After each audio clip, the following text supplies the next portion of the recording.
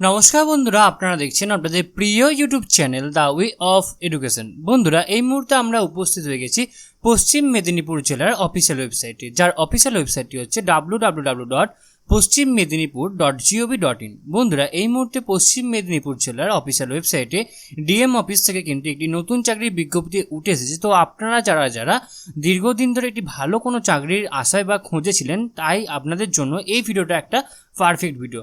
তো খুব ভালো একটা নোটিশ কিন্তু উঠে এসেছে। তো আজকে আমরা সেটাই কিন্তু বিস্তারিত আলোচনা করব এই ভিডিওর মাধ্যমে। তো আপনারা কিন্তু অবশ্যই ভিডিওটি সম্পূর্ণ দেখবেন এবং চ্যানেলে প্রথমবার দেখলে অবশ্যই চ্যানেলটি সাবস্ক্রাইব করে দিয়ে আমাদের পাশে থাকবেন, কারণ আপনারা সকলেই জানেন যে the way of education update থাকে এবং আপডেট রাখে। ওকে, তো কথা না বাড়িয়ে চলুন শুরু করা যাক আমাদের আজকের আলোচনার বিষয়বস্তুটা। দেখতে পাচ্ছেন ওপরে লেখা আছে government of West Bengal, office of the district magistrate and collector, Paschim Medinipur district, Medinipur 721101, district project management unit. Okay, এক্ষেত্রে দেখতে পাচ্ছেন এটা 21 তারিখে এটা পাবলিশ করা হয়েছে। কি বলছে?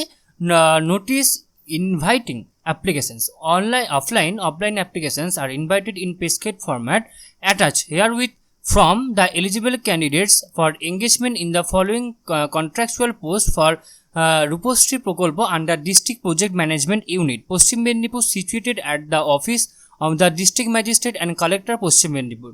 The last date for submission of the application from up to 5 PM 8/7/2024 অর্থাৎ 8/7 অর্থাৎ 8ই জুলাই অবধি কিন্তু আপনারা এই ফর্মটি ফিল আপ করতে পারবেন এবং আপনাদের কিন্তু সম্পূর্ণ অফলাইনের মাধ্যমে কিন্তু সম্পূর্ণ ফর্মটা ফিল আপ করতে হবে এবং রূপশ্রী প্রকল্পের আন্ডারে আপনাদের ডিএম অফিসে কিন্তু এই রিক্রুটমেন্টটা কিন্তু এক্ষেত্রে হচ্ছে। ওকে, সেক্ষেত্রে আপনাদের অ্যাকাউন্টেন্ট এবং ডাটা এন্ট্রি অপারেটর এই দুটি পদে নিয়োগ করা হবে। দুটি পদের জন্য আপনাদের একটি করে ভ্যাকেন্সিজ রয়েছে এবং অ্যাকাউন্টেন্ট পদের ক্ষেত্রে শিডিউল কাস্ট এবং ডাটা এন্ট্রি অপারেটর পদের ক্ষেত্রে আনরিজার্ভ ক্যাটাগরিদের জন্য এক্ষেত্রে 1 ইয়ারে কন্ট্রাকচুয়াল বেসিসে এক্ষেত্রে হচ্ছে এবং এক্ষেত্রে আপনাদের বেতন পাবেন 15,000 টাকা পার মান্থ অ্যাকাউন্টেন্ট পদের ক্ষেত্রে এবং 11,000 টাকা per month data entry operator পদের ক্ষেত্রে আপনারা কিন্তু বেতন পাবেন। ওকে, এজ কি লাগবে? 40 বছরের ওপরে হলে আপনার বয়স দুটোতেই কিন্তু 40 বছরের ওপরে হলে কিন্তু চলবে না এবং শিডিউল কাস্টের জন্য এক্ষেত্রে 5 বছরের আপনারা কিন্তু কনসেশন পেয়ে যাবেন।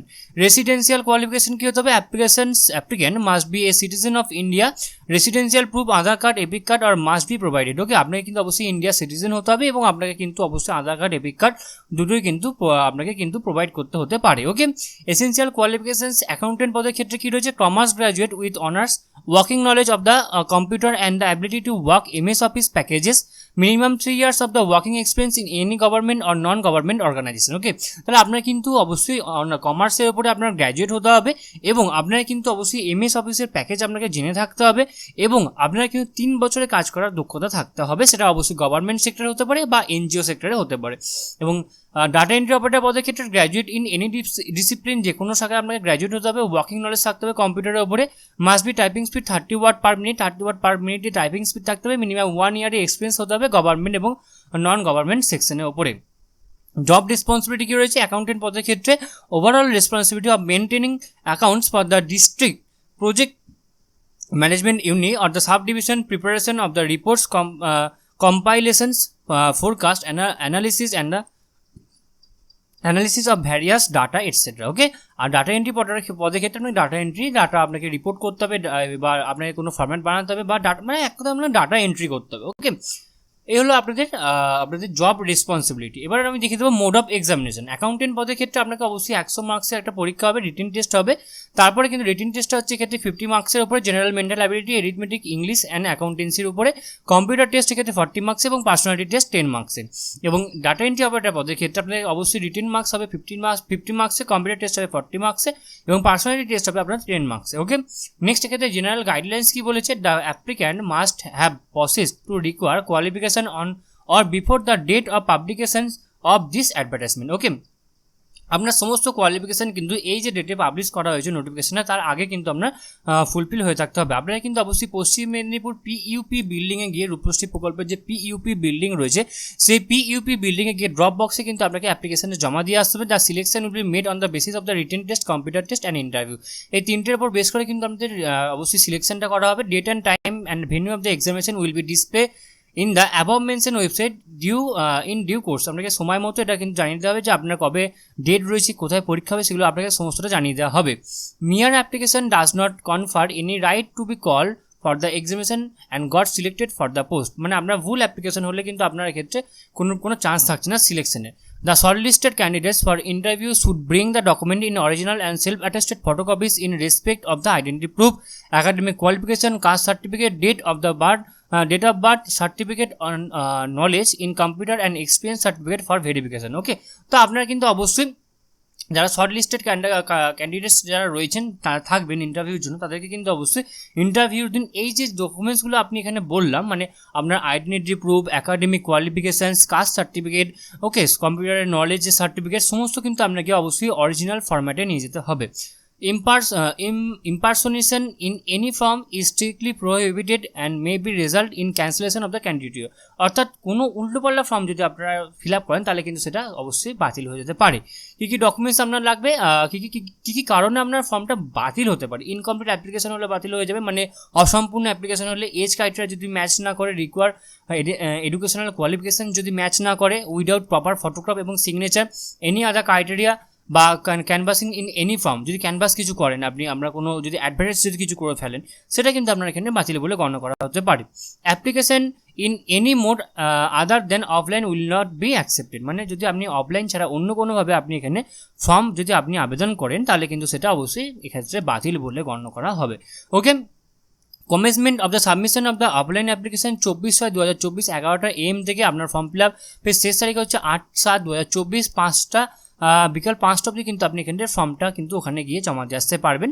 ওকে, তো আশা করি আপনারা সমস্ত আলোচনাটা খুব ভালো করে বুঝতে পারলেন, এবং এরপরেও যদি আপনার কোথাও কোনোভাবে কোনো প্রবলেম হয়ে থাকে তো আপনারা কিন্তু অবশ্যই আমাদেরকে কমেন্ট বক্সে কমেন্ট করে জানাবেন, আমরা আপনাদেরকে সদুত্তর দিয়ে হেল্প করার চেষ্টা করব। ওকে, তো এবার আমি একবার আপনাদের সম্পূর্ণ জিস্ট আকারে সম্পূর্ণটা বলে দিচ্ছি। ওকে, আপনাদের নিয়োগকারী সমস্ত ক্ষেত্রে কী রয়েছে, পশ্চিমবঙ্গ রাজ্য সরকারের তত্ত্বাবধানে রাজ্য জেলা লেভেল ডিস্ট্রিক্ট ম্যাজিস্ট্রেট তথা ডিএম ও কালেক্টর অফিসের তরফে আপনাদের এই কর্মী নিয়োগ করা হবে। পদের নাম হচ্ছে আপনার দু ধরনের পদে আপনার নিয়োগ করা হবে, ডেটা এন্ট্রি অপারেটর অর্থাৎ ডিইও এবং হিসাব রক্ষক অর্থাৎ অ্যাকাউন্টেন্ট। ওকে, আপনাদের ডেটা এন্ট্রি অপারেটর পদের ক্ষেত্রে আপনাকে যে কোনো স্বীকৃত ইউনিভার্সিটি থেকে আপনাকে স্নাতক পাস করে থাকতে হবে, সঙ্গে কম্পিউটারে MS অফিসে জ্ঞান থাকতে হবে, এবং আপনার টাইপিংয়ে 30 ওয়ার্ড পার মিনিটে আপনার কিন্তু টাইপিং স্পিড থাকতে হবে। প্রার্থীর সর্বোচ্চ সময় বয়স সীমা এক্ষেত্রে রয়েছে 40 বছর। এর নিচে আপনারা যে কেউ আবেদন করতে পারবেন, এক্ষেত্রে বেতন হবে 11,000 টাকা কিন্তু করে আপনাদের বেতন হবে।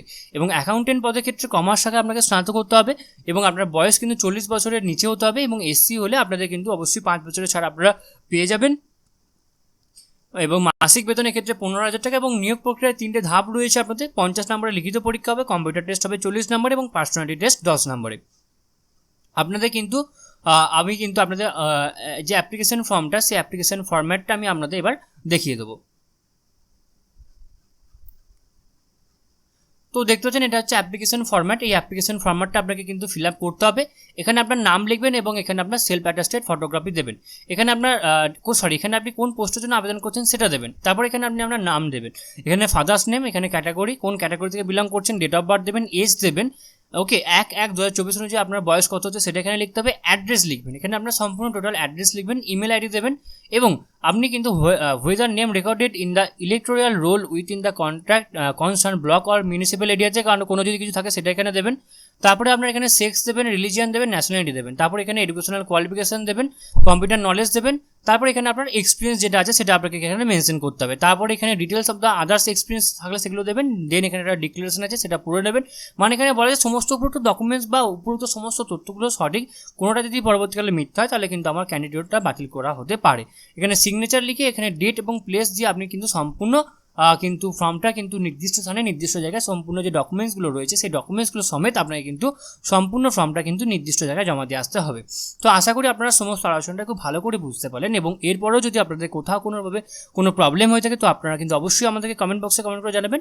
এবং আপনারা সকলে জানেন যে the way of education update থাকে এবং আপডেট রাখে, সুতরাং নিজেদেরকে আপডেট রাখার জন্য এবং আপডেট থাকার জন্য আপনারা অবশ্যই আপনারা আমাদের চ্যানেলকে অবশ্যই সাবস্ক্রাইব করে দেবেন এবং পাশে থাকা বেল বাটনটা অবশ্যই ক্লিক করে দেবেন নিত্য নতুন আননোন চাকরি রিলেটেড ভিডিও সবার আগে পাওয়ার জন্য।